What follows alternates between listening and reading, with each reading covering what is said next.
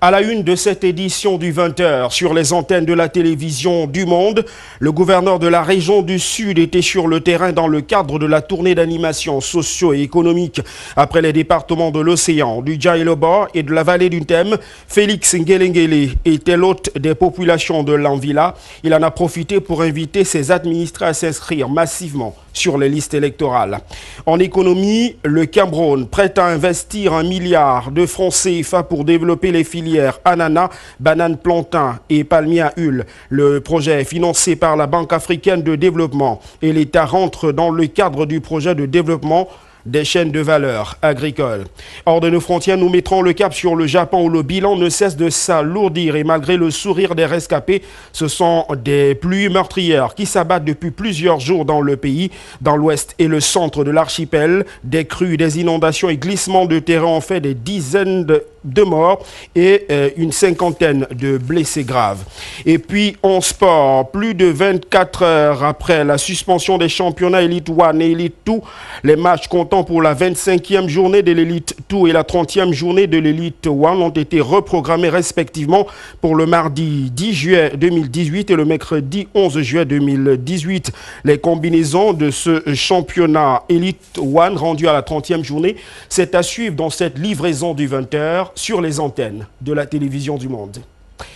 Mesdames, messieurs, merci de nous retrouver sur les antennes de la télévision du Monde pour cette édition de l'information. Édition que nous débutons en mettant le cap sur la région du Sud Cameroun où le gouverneur vient d'achever une tournée dans son ressort de commandement.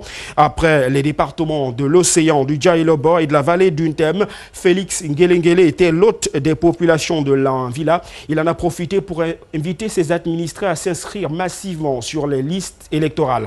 À la suite du gouverneur de la région du Sud se trouvaient nos reporters Frédéric Motomé et Serge Quignet.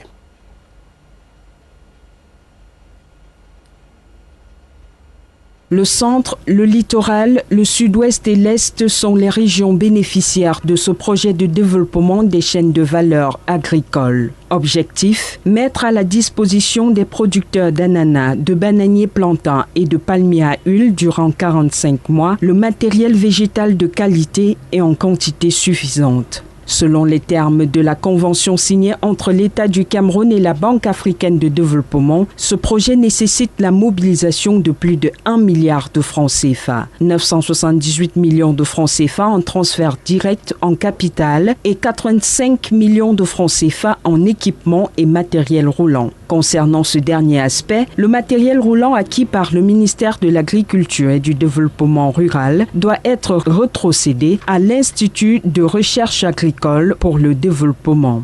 L'IRAD est pour l'heure la pièce maîtresse de ce puzzle. Il doit assurer la production et la livraison de 1,6 million de graines pré-germées de palmiers à huile, 4 millions de rejets d'ananas, multipliés sur ses propres installations, 500 000 rejets de base cultivar. Puisque l'aspect recherche est mis en exergue ici, l'IRAD doit organiser des voyages d'échange sur les techniques modernes de production des plants de bananiers plantains. Amorcé depuis avril 2017, ce programme de développement des chaînes de valeur agricole va s'étendre sur 5 ans. Objectif, accroître la production de régime de noix de palme de 216 000 tonnes pour 17 500 tonnes d'huile de palme, 240 000 tonnes pour la banane plantain et 10 000 tonnes pour l'ananas.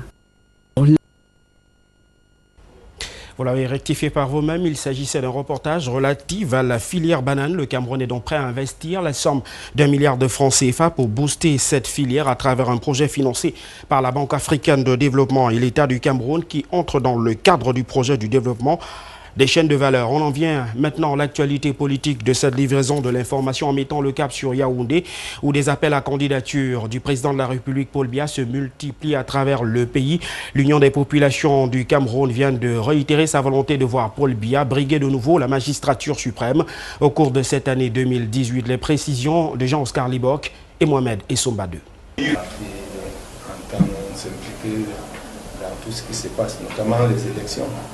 Et pour le cas échéant, l'Union des populations du Cameroun envisage de soutenir la candidature de Paul Biya à l'élection présidentielle. Le docteur Balegan Côte s'exprime sur le pourquoi.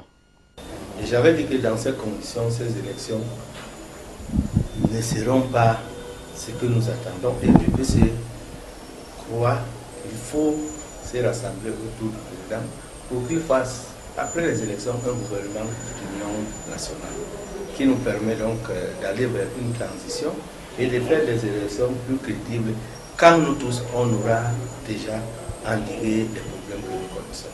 Notamment quand on aura endigué la crise anglophone. Et je suis certain qu'en travaillant ensemble, on va trouver des solutions.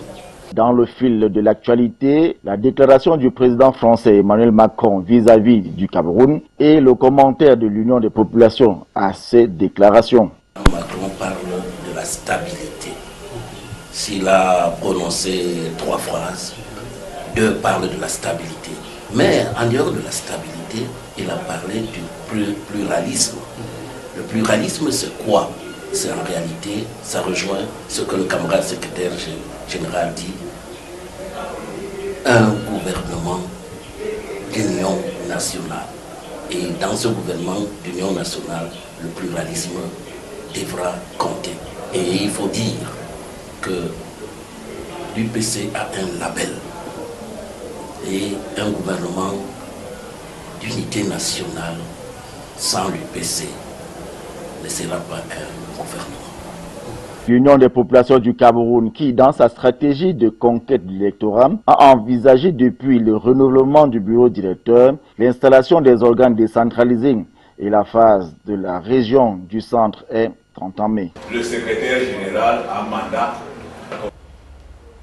On en vient maintenant à ce sujet d'actualité dans la région du sud de Cameroun où le gouverneur était en tournée de prise de contact dans son ressort de commandement après les départements de l'océan, du Djaïlabor et de la vallée d'Untem. Félix Ngelengele était l'hôte des populations de la villa.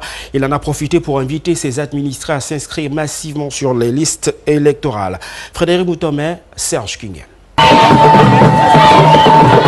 Au contact des populations de cette unité administrative, Félix Ngelengele a à cœur de voir le quotidien s'améliorer considérablement ici.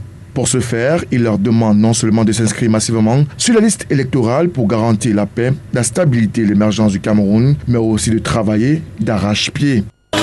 On voit ici une expérimentation assez intéressante de diversification des cultures, notamment la culture des BA associée à d'autres cultures. Nous trouvons que ça va dans le sens de la politique gouvernementale, la diversification de la production. Et en plus, l'élite montre l'exemple en procurant des emplois aux jeunes qui y travaillent. Parce que vous pouvez imaginer que faire 20 hectares de BA, c'est pas facile, il faut une main-d'œuvre qualifiée. Alors, comme il y a des jeunes qui travaillent également, c'est des emplois que l'élite permet de donner aux jeunes et ça permet que l'économie locale puisse fonctionner. Que ce soit à Ebolova 1er, Ebolova 2e, Mengong, Goulomakong et Foulan ou encore les autres arrondissements traversés, une attention particulière a été portée sur les exploitations agricoles, les activités économiques génératrices de revenus et les projets structurants encore en cours de réalisation dans cette partie du pays. Dans ce chapitre, l'hôtel du comice agropastoral d'Ebolova, les hôtels de ville d'Ebolova 1er et de Foulan sont en phase terminale et donnent des sentiments de satisfaction. L'esprit désœuvré est un atelier pour le diable. C'est plutôt un proverbe anglo-saxon. Donc nous sommes satisfaits, c'est pour ce que nous avons vu, nous l'encourageons. Nous constatons qu'il suit les itinéraires techniques du Minader. Il bénéficie de l'assistance technique des cadres du ministère et nous ne pouvons qu'apprécier et nous souhaitons que son exemple fasse des émules dans la région. Cette dernière étape de son tour du propriétaire dans son territoire de compétence a permis au gouverneur de la région du Sud de prendre véritablement le pouls et la température dans sa région avant les grandes échéances électorales de 2018. Une tournée riche en enseignements mais aussi en découvertes. Nous restons dans la région du sud de Cameroun où la problématique du transport est une réalité dans la localité de Mvangan. Dans cette localité, les motos constituent l'unique moyen de locomotion, une situation assez compliquée pour les populations qui se sont exprimées au micro de nos reporters Frédéric Moutomé et Serge King. En Vangan, se déplacer d'un coin à un autre constitue pour les populations un vrai chemin de croix. L'absence des routes praticables dans la localité décourage toute tentative d'organisation de l'activité des transports, laissant ainsi libre cours à la prolifération du secteur des mototaxis. Normalement, pour la plus grande partie par les mototaxis, parce que les routes sont mauvaises. Pour emprunter la voiture, c'est difficile de trouver la voiture. Pour se déplacer de Mbangan peut-être à Yaoundé, tard qu'il à minuit. C'est à Samba qu'il y a un peu de moins de locomotion. Et ici, là, c'est un peu difficile pour aller dans les petits quartiers, là, dans les villages voisins, là, riverains. Donc, au fur et à mesure que le temps passe, l'on s'accommode à ce mode de transport et du coup, en Vangan, l'on ne joue plus que par les transporteurs de motos qui, de fil à aiguille, deviennent incontournables. Ils fixent à leur guise les tarifs au mépris de toute la législation et des prescriptions des autorités. C'est que le travail est d'abord productif ici là maintenant. Et quand on travaille ici là, parfois, la route est très mauvaise. Et tu vois que quand tu pars d'ici là jusqu'au village qu'on appelle un Congo là-bas, c'est 500 mètres. Quand on demande à quelqu'un de donner 500, il dit que c'est petit. Et tu vois que parfois, en soirée, tu arrives même par avoir même 2000. Et quand tu travailles aussi, il faut que tu gères le contrôle. Bon, bref, le contrôle, bon, nous, ça ne nous dérange pas parce qu'on n'a pas tous les papiers pour travailler ici là. Donc quand on nous demande 500 mois, il faut que c'est très bien. Mais à l'état actuel des choses, il est urgent d'organiser absolument ce secteur d'activité pour faciliter la mobilité des personnes et la fluidité des échanges commerciaux. Un vœu formulé par bon nombre d'habitants de cette localité frontalière. Pour partir dans un village, il faut seulement prendre la moto. En Vangan, les motos dictent leurs lois. Le secteur mal organisé n'arrange pas jusqu'ici les affaires des Camerounais de cette partie du triangle national.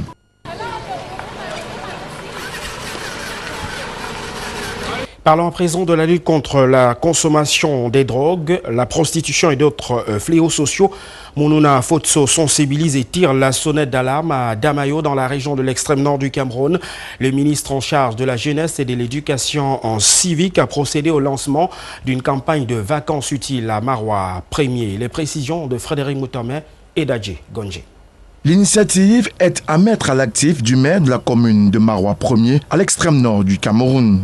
Une campagne de vacances utiles et agréables destinée aux jeunes à travers des activités sportives dont le coup d'envoi a été donné par Mounouna Fotso, le ministre de la Jeunesse et de l'Éducation civique. Sensibiliser les jeunes de Marois 1er, contribuer à leur réarmement moral et civique afin de lutter efficacement contre plusieurs fléaux de la société, notamment la consommation des drogues, la prostitution et le vol. Tels sont là les objectifs assignés à ces pères éducateurs triés sur le volet.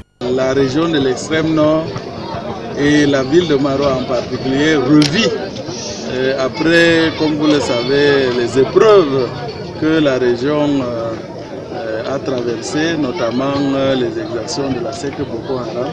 Donc les jeunes aujourd'hui peuvent s'épanouir à travers des activités socio-éducatives saines pendant ces vacances scolaires. Le message aussi que je suis venu donner à la région de l'extrême nord, les jeunes de la région de l'extrême nord et celles du Cameroun en général, c'est de dire que le contexte actuel fait d'insécurité dans certaines régions de notre pays appelle que les jeunes, notamment pendant ces vacances, contribuent à leur manière à la construction de notre unité et de notre intégration nationale. C'est la raison pour laquelle nous avons placé cette troisième édition de l'opération Vacances citoyennes et patriotiques sous le thème de vivre ensemble harmonieux camerounais.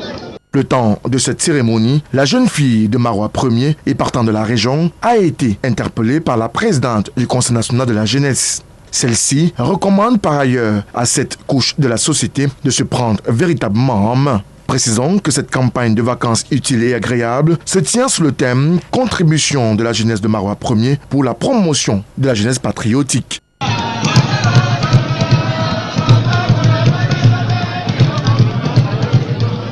L'actualité hors de nos frontières à présent pour la 4e nuit consécutive, même si elle a été calme que les précédentes. Des incidents ont éclaté dans la ville de Nantes, à Paris et dans sa banlieue avec environ 35 véhicules incendiés ainsi qu'un bâtiment d'un bailleur social. Les précisions de nos confrères d'Euronews. Pour la 4e nuit consécutive, et même si elle a été plus calme que les précédentes, des incidents ont éclaté dans la ville de Nantes et dans sa banlieue, avec encore 35 véhicules incendiés ainsi qu'un bâtiment d'un bailleur social. Les forces de l'ordre, qui ont essuyé des jets de cocktails Molotov, ont répliqué par des tirs de grenades lacrymogènes. Avant ces nouvelles violences urbaines, le CRS qui a tué Aboubacar Fofana mardi soir lors d'un simple contrôle de police a été mis en examen pour coups et blessures volontaires ayant entraîné la mort sans intention de la donner. Il a reconnu avoir menti lors de sa première audition et il a donc changé sa version des faits lors de sa garde à vue. Selon lui, le coup de feu mortel serait parti accidentellement alors que le conducteur de la voiture, un jeune homme sous le coup d'un mandat d'arrêt, notamment pour vol en bande organisée, tentait de prendre la fuite en marche arrière. Au Japon à présent, le bilan ne cesse de s'alourdir et malgré le sourire des rescapés, ce sont des pluies meurtrières qui s'abattent sur le pays depuis 3 jours. À l'ouest et au centre de l'archipel, des crues, des inondations et glissements de terrain ont fait des dizaines de morts et une cinquantaine de disparus. Euronews. Le bilan ne cesse de s'alourdir et malgré le sourire des rescapés, ce sont des pluies meurtrières qui s'abattent sur le Japon depuis 3 jours. Dans l'ouest et le centre de l'archipel, les crues, les inondations et les glissements de terrain ont fait des dizaines de morts et une cinquantaine de disparus. Et d'après le gouvernement, les pluies diluviennes vont se poursuivre jusqu'à dimanche. Les fortes pluies vont continuer de l'ouest à l'est du pays et ce seront des précipitations torrentielles qui pourraient être d'une ampleur jamais connue auparavant. Dans de nombreuses préfectures, notamment celles de Kyoto et d'Okayama, l'alerte maximale est maintenue. Plus d'1,5 million de personnes ont reçu l'ordre d'évacuer leur logement. 3 millions sont aussi vivement incités à le faire. Des dizaines de milliers de pompiers, policiers et militaires sont mobilisés pour venir en aide aux sinistrés. Au Royaume-Uni, le gouvernement britannique veut une zone de libre-échange. Au cours d'une réunion à huis clos, les contours de la future relation entre le Royaume-Uni et l'Union européenne ont été dessinés. Euronews. Dessiner les contours de la future relation entre le Royaume-Uni et l'Union européenne, c'était l'objectif de cette réunion à huis clos du gouvernement britannique. Pas une mince affaire. Outre le comité d'accueil, des adolescents reprochant à Theresa May un Brexit ravageur pour leur avenir, la chef du gouvernement devait mettre d'accord des ministres très divisés sur la question. Au final, après 12 heures, les grandes lignes ont été annoncées. Notre proposition va créer une zone de libre-échange qui établira un ensemble de règles communes pour les biens industriels et les produits agricoles, explique ici Theresa May. Cela préservera des normes élevées et nous nous assurerons que des changements ne puissent pas avoir lieu sans l'accord de notre Parlement. Une zone de libre-échange donc, pour continuer à commercer avec l'UE, mais des arrangements différents pour le secteur des services, sans que l'on en sache beaucoup plus. Michel Barnier, le négociateur en chef de Bruxelles, a tweeté que les propositions seraient évaluées pour savoir si elles sont applicables et réalistes. Il faut dire qu'à 9 mois de la date prévue du divorce, les négociations font aujourd'hui sur place. Parmi les autres mesures voulues par Londres, la fin de la libre circulation des personnes. On en vient à présent à l'actualité sportive de cette livraison du 20h sur les antennes de la télévision du monde. À plus de 24 heures après la suspension des championnats Elite 1 et Elite 2, les matchs comptant pour la 25e journée de l'Elite 2 et de la 30e journée de l'Elite 1 ont été reprogrammés respectivement pour le mardi 10 juillet 2018 et le mercredi 11 juillet 2018. Les combinaisons de l'Elite 1 rendues à cette 30e journée, c'est à suivre dans le reportage.